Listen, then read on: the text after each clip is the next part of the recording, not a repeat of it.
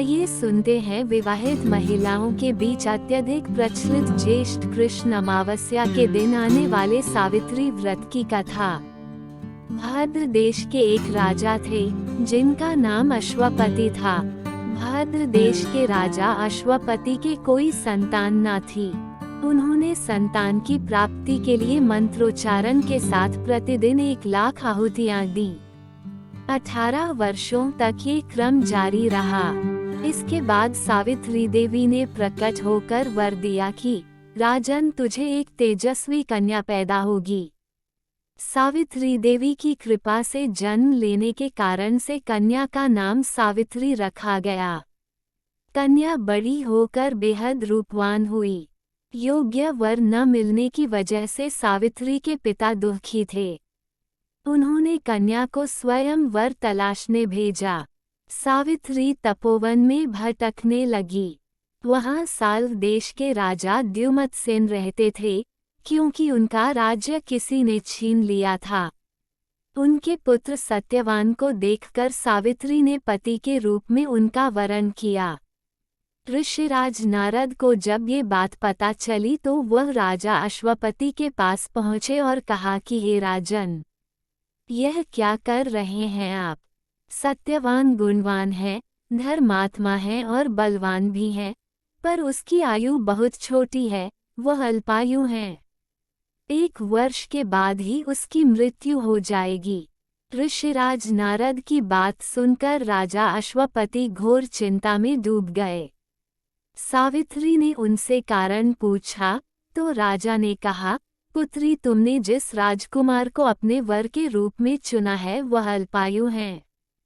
तुम्हें किसी और को अपना जीवन साथी बनाना चाहिए। इस पर सावित्री ने कहा कि पिताजी, आर्य कन्याएं अपने पति का एक बार ही वरण करती हैं, राजा एक बार ही आज्ञा देता है और पंडित एक बार ही प्रतिज्ञा करते हैं और कन्यादान भी एक ही बार किया जाता है। सावित्री हठ करने लगी और बोली, मैं सत्यवान से ही विवाह करूंगी। राजा अश्वपति ने सावित्री का विवाह सत्यवान से कर दिया। सावित्री अपने ससुराल पहुंचते ही सास ससुर की सेवा करने लगी। समय बीतता चला गया। नारद मुनि ने सावित्री को पहले ही सत्यवान की मृत्यु के दिन के बारे में बता दिया था। वह दिन जैसे जैसे करीब आने लगा, सावित्री अधीर होने लगी। उन्होंने 3 दिन पहले से ही उपवास शुरू कर दिया। नारद मुनि द्वारा कथित निश्चित तिथि पर पितरों का पूजन किया। हर दिन की तरह सत्यवान उस दिन भी लकड़ी काटने जंगल चले गए, साथ में सावित्री भी गईं। जंगल में पहुंचकर सत्यवान लकड़ी काटने के लिए एक पेड़ पर चढ़ गए। तभी उसके सिर में तेज दर्द होने लगा। दर्द से व्याकुल सत्यवान पेड़ से नीचे उतर गए। सावित्री अपना भविष्य समझ गईं। सत्यवान के सिर को गोद में रखकर सावित्री सत्यवान का सिर सहलाने लगी। तभी वहां यमराज आते दिखे। यमराज अपने साथ सत्यवान को ले जाने लगे। सावित्री भी उनके पीछे पीछे चल पड़ी। यमराज ने सावित्री को समझाने की कोशिश की कि यही विधि का विधान है, लेकिन सावित्री नहीं मानी। सावित्री की निष्ठा और पतिपरायणता को देखकर यमराज ने सावित्री से कहा कि हे देवी, तुम धन्य हो, तुम मुझसे कोई भी वरदान मांगो। सावित्री ने कहा कि मेरे सास ससुर वनवासी और अंधे हैं, उन्हें आप दिव्य ज्योति प्रदान करें। यमराज ने कहा, ऐसा ही होगा, जाओ अब लौट जाओ। लेकिन सावित्री अपने पति सत्यवान के पीछे पीछे चलती रहीं। यमराज ने कहा, देवी तुम वापस जाओ।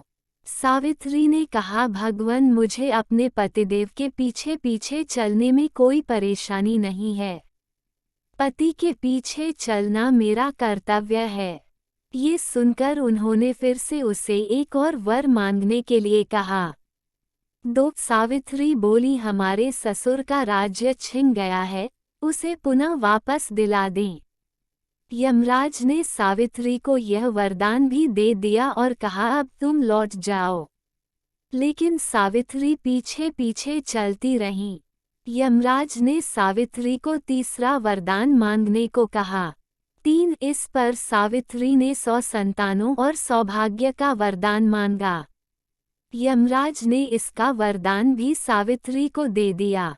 सावित्री ने यमराज से कहा कि प्रभु, मैं एक पतिव्रता पत्नी हूँ और आपने मुझे पुत्रवती होने का आशीर्वाद दिया है। ये सुनकर यमराज को सत्यवान के प्राण छोड़ने पड़े। यमराज अंतर्ध्यान हो गए और सावित्री उसी वट वृक्ष के पास आ गई जहाँ उसके पति का मृत शरीर पड़ा था। सत्यवान जीवंत हो गया और दोनों खुशी खुशी अपने राज्य की ओर चल पड़े। दोनों जब घर पहुँचे तो देखा कि माता पिता को दिव्य ज्योति प्राप्त हो गई है। इस प्रकार सावित्री सत्यवान चिरकाल तक राज्य सुख भोगते रहे। अतः पतिव्रता सावित्री के अनुरूप ही प्रथम अपने सास ससुर का उचित पूजन करने के साथ ही अन्य विधियों को प्रारंभ करें। वट सावित्री व्रत करने और इस कथा को सुनने से उपवासक के वैवाहिक जीवन या जीवन साथी की आयु पर किसी प्रकार का कोई संकट आया भी हो तो वो टल जाता है।